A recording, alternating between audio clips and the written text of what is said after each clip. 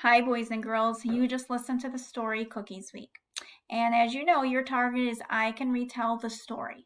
So this is what I want you to do. As first of all, I want you to listen to me retell the story and in the order in which it happened. So watch me first. All right, first, Cookies had a very busy week. On Monday, he got into the toilet and got water everywhere.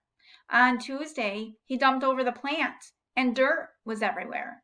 On Wednesday, he went and got into the trash can and garbage was everywhere. Then on Thursday, he went into the kitchen drawer and pots and pans were everywhere. On Friday, he decided that he was going to go into the closet and then clothes fell everywhere. And then on Saturday, he climbed the curtains and the curtains fell. Well, then on Sunday, he decided, maybe I should go ahead and just relax. So that's the story Cookies Week.